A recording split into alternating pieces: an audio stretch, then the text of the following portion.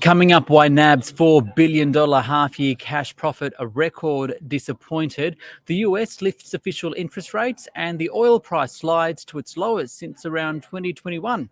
Details next.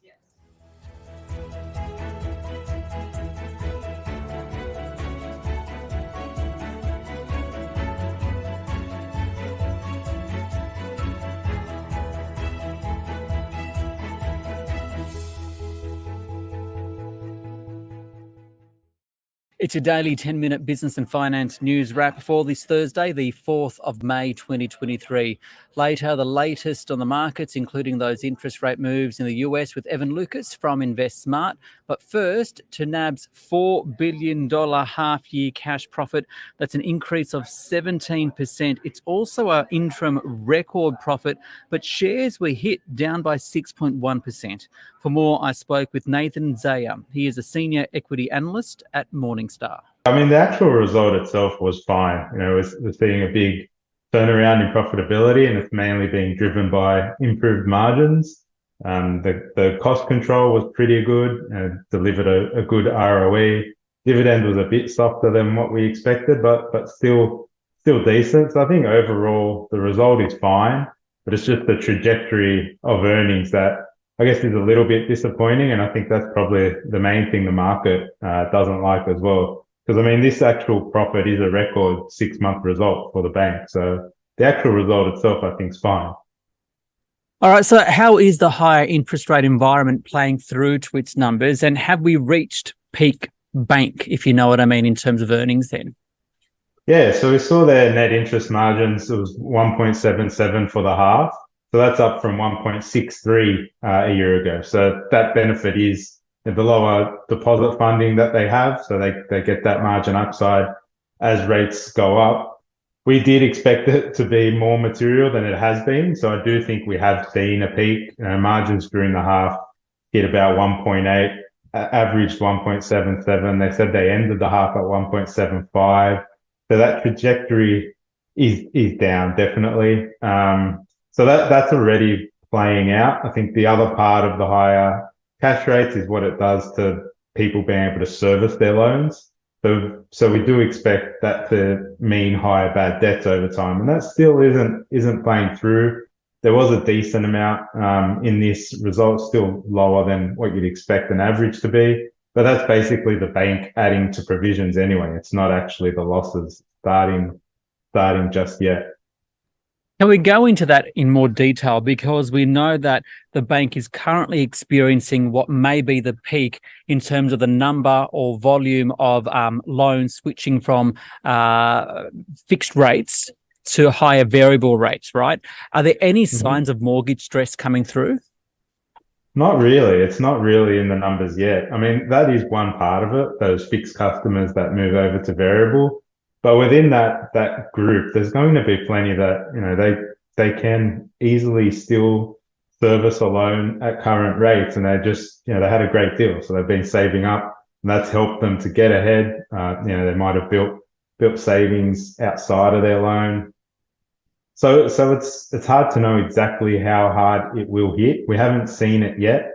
I think the main group to be worried about are those that, the bank assess their loan based on them being able to service it at 6%. So they don't really have a buffer anymore.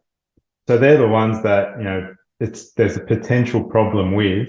But the bank reached out to, I think they said 7,000, and 17 said they needed help. So there's obviously, a lot of positivity out there, and households believe that they can cut their discretionary spend themselves to keep making their repayments.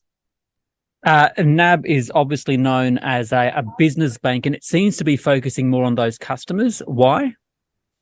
Yeah, I think it's the intense competition in home lending, which has dragged down the margins there, that has, made it more appealing, I guess, to put more of their capital to work in business lending. They're getting a better return there at the moment. And they have made a lot of investments in digital, added bankers to the mix. So, yeah, it has worked in their favor, being able to continue to grow strongly. I guess the one reservation we have is, at this point in the cycle, growing too strongly, especially in the SME space. who might, face difficulty when the consumer does pull back on their spending. But it's something to keep an eye on, definitely. But so far, I think the credit metrics are quite positive for the bank. I think the dividend came in at 83 cents per share. Should investors be happy with that? And how do future dividends look like, not just for NAB, but across all the banks, especially, as you said, one of the reasons why the shares were sold down hard today was because of the future projections in terms of where profit numbers may go. Yeah, like that interim dividend was a touch softer than what we expected, but not much. And I think the payout ratio, if you look at it that way, 64%, their target is 65 to 75% over the full year. So we think even though second half earnings might be a bit softer, they've still got a bit of room to move to keep that dividend growing in the second half. So we think the second half dividend will be slightly up on the first half. So yeah, we're still optimistic in terms of dividends being able to be sustained or grow a little bit, across the coverage, and that's supported by their capital positions as well. NAB is holding about 3 billion in capital above its own target, so not even the minimum regulatory requirement. So that's about 3.7% of shares on issue if they go the buyback route.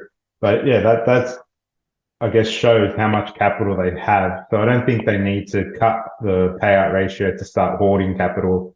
I think we're a long way from that happening. If we do see much higher unemployment and falling house prices, which seem to be stabilising, which is a positive for the outlook as well.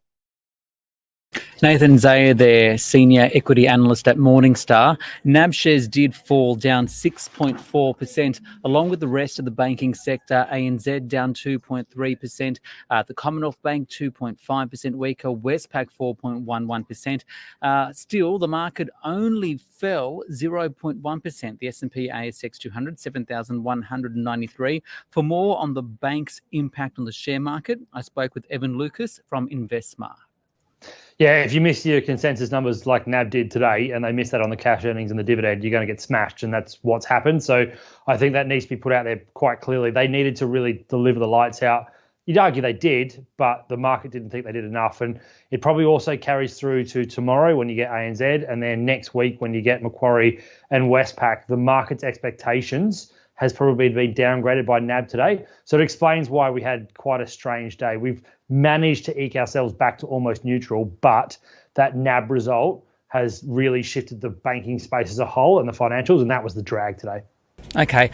Still, the bank did benefit to one part because of higher interest rates. We're still seeing rates rising. The RBA earlier this week, the US overnight, up another 25 basis points. What does this all mean for the investment environment?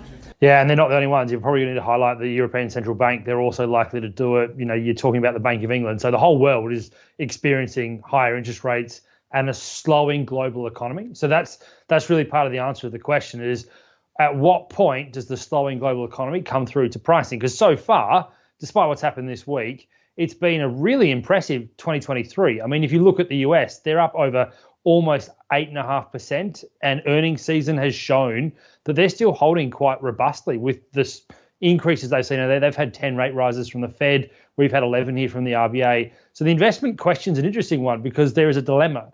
The bond market, the other market, the fixed rate market, it's flashing as nervous as you want to point out. So there is a disconnect between who's right. Is the bond market's pessimism right, or is it the optimism that's been going on in equities that is right? And for me, for that reason, at the moment, I'm actually quite neutral. I think you need to wait to understand the overall scenario. The bank earnings season gives me a bit more clarity about how our economy is going and where it sits. So once I get all that information, you can sort of get there. It's also May. May has that old adage of sell in May, go away. And there is, again, all of that coming into it, why May is a really tricky period because there's a lot going on and not a lot of answers to give you direction. One more thing on the banks. Banking concerns continue in the US. Is it something that you're worried about? Has to be. I mean, I'll caveat by this. Do not underestimate that what happens in the US banking system is just incredible. So since 2010, there's been 536 banks go by the wayside. So if you now include First Republic, that tows it up to 537 in terms of where it is. So it's not uncommon to see banks going by the waysides in the States, but it's more about the size of them and it's about the run-on it's creating, the funding costs. So I think you have to have that in the back of your mind. The caveat is that the Fed has backstopped it now, similar to what Kevin Rudd did in 2007 with if you've got a deposit in a US bank, the Federal Reserve will backstop that up to $250,000. So that's the same as here. So that's taken a little bit of that absolute edge away, but you can't go away from the fact that, this squeeze in interest rates and this squeeze in the banking space still has a bit to run because rates aren't going to go anywhere down anytime soon. And for that reason, you've got to remember that as where you're moving. I guess the economic outlook is contributing to a slide in the oil price down to 2021 lows overnight. Can you run us through what else is hitting it and where to now? Because isn't this possibly a silver lining for motorists? So it is for motorists, you're right. You should start to see slide through into the Bowser and going from Sydney and Melbourne are currently sitting at about $1.90 average during the week. It should probably take about 10 cents out over the next 3 weeks. So it should drop to about 180 because normally when you see about a $5 US dollar difference in the barrel, that's roughly what you get through 10 cents change. So it's a positive there. The oil thing that's going on at the moment is fascinating because it is around global recession fears and demand fears.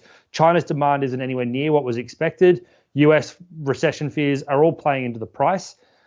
That's despite the fact that inventories are actually coming down. So you would normally expect in that scenario the prices are going up. Then you've got OPEC and members of OPEC fiddling with the supply chain. So Saudi Arabia have already made it very clear that they want to cut production. You've then had issues around, the Strait of Hormuz and what's going on with tankers going through past Iran. 2 of them have now been seized in the space of 5 days. So that's the catch with this question is that do not write off OPEC. If they think that prices are moving at a rate they don't want it to the downside, they will intervene, whether it's through political means or whether it's through supply means. And don't be surprised to see them cut production again to try and right the price fall. And very quickly, opportunities for investors right now. So for me, I think you've got to look really long term. And why I say that is that there is going to be a slowdown in construction, there is going to be a slowdown in banking, and there's going to be a slowdown in services.